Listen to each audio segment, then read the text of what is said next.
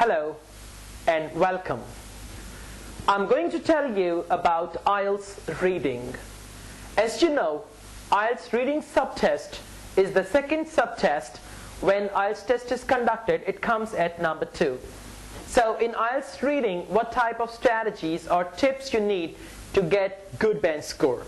I'm not going to explain what is IELTS reading because you already know about that, but I'm going to rather give you some tips that will help you understand the nature of test. So with my quick tips, of course, you can get a good band score in IELTS reading. First of all, whenever the reading test is given to you, instead of skimming the whole text, go to the questions. Because you know in IELTS reading we have 3 sections and there are 40 questions. So what you need to do, because passages are really lengthy in all the 3 sections, and if you're going to skim the passage, that is merely going to be a waste of time. So instead of that, what you need to do, first of all, read the questions. You will see there will be 3 or 4 sets of questions at the end of each section, and the type of questions we have, like multiple choice, true false not given, yes no not given, headings, fill in the blanks, and all that stuff. So what you need to do, read one set of questions, and then after reading the questions, because the questions contain the summary of the whole passage, you will get to know the nature of the passage and the purpose of going through the passage. Now here, the important technique, which is skimming and scanning, it will help you a lot. Again, when you read one set of questions, read it with full understanding. I mean, if you're reading a question, you should understand the question, and then again you need to guess what will make my answer. As you read the question, try to underline irreplaceable keywords. There are 2 types of keywords, because in IELTS reading, in the passages and in the questions, they're going to use same ideas, but the wording will be different. But still there are some words, like the proper nouns, which are irreplaceable. So try to find irreplaceable words from the questions, and once you find them, then go to the passage and now scan.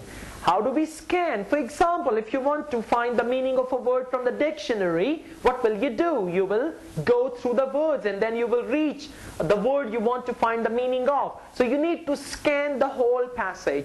When you scan, try to scan from left to right and even right to left, and then go through the lines as there is a paragraph. So try to go zigzag on the paragraph, just scanning the word which is actually the keyword in the question. Once you find the word, now start reading with clear understanding. Again, match that portion of the reading paragraph with the question, and if it matches, find the answer, locate the answer. After locating the answer, confirm the answer, and once you have confirmed the answer, write down the answer and move on to the next question.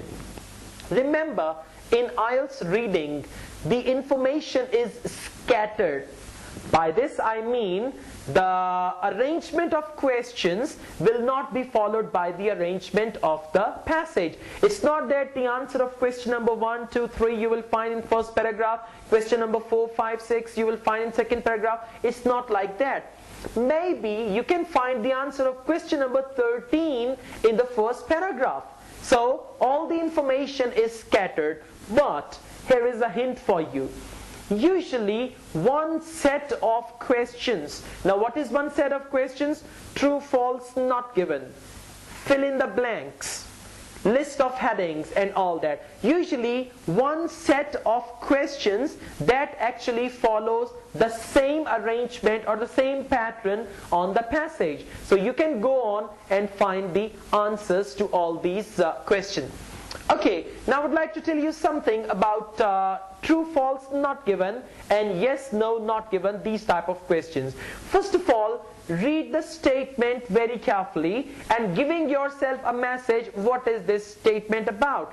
Let me tell you one thing, it's very easy to decide whether the statement is true or false, but it is rather difficult to decide whether the statement is not given, or it is the false statement. So again, read the statement very carefully and go back to the passage and read the relevant information, and then try to see whether that information matches exactly. If it matches exactly, that's true. And if there are certain variations, for example, if the number is changed or some other things are changed, then of course it's going to be false. And if they have not talked about that very phenomena in the passage, then of course this is going to be not given. So all you need to do, you need to practice, and try to practice two ways.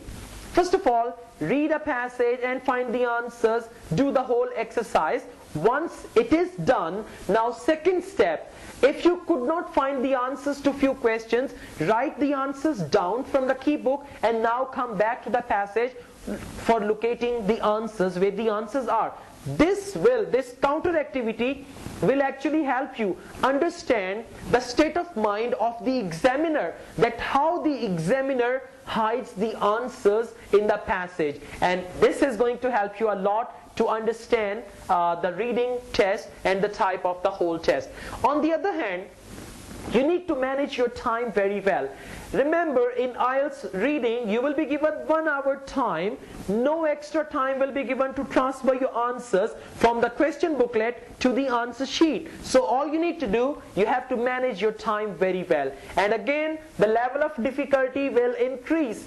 Section 1 is going to be the easiest one, then section 2, and then section 3. So what you need to do, try to spend around 17 minutes on section 1. And then move on to section 2. Here you can spend around 20 minutes. And the rest of the time, 23 minutes, try to spend that on section 3. Because section 3 is going to be the toughest one, and there you need more time. And on the other hand, if you do not find the answers to few questions, there is no harm in guessing, because in IELTS there is no negative marking. So all you're going to write, either it is going to be ticked or it is going to be crossed. So there is no negative marking. That's why do not leave a blank. And make sure the answers you have found, they've been transferred to the answer sheet as well. Because when the time is going to be over, you will have no option, you will have no time, no choice to write the answers to the answer sheet. And the examiner is only going to check the answer sheet. So as you find the answers of section 1, convert them to the answer sheet. Then section 2, find all these answers, convert them to answer sheet. And section 3, if you are pressed for time, write down the answers directly on the answer sheet, because when the time is over, although in the IELTS exam, they will give you the time warnings, they will tell you 10 minutes left, 5 minutes left, and there will be clocks there as well, but it is a very wise idea that you should transfer all the answers to the answer sheet, so that when the time is over, when the invigilators come to you and say stop writing, so that you don't have to face any problem. In IELTS reading, the key to success is your reading skill. If you are not in habit of reading English, if you're not in practice of reading English, start it from today, because your reading speed, your reading understanding matters a lot. Try to read the journals, international journals, magazines, newspapers, because in IELTS reading, they always select the passages from these sources. So if you read the magazines, newspapers and journals, they will actually help you with your IELTS reading. If you want to know more about IELTS reading, you can note my email address down, and you can request me for more notes on IELTS reading. And of course, I will reply your mail and I will send you these notes. Wish you good luck.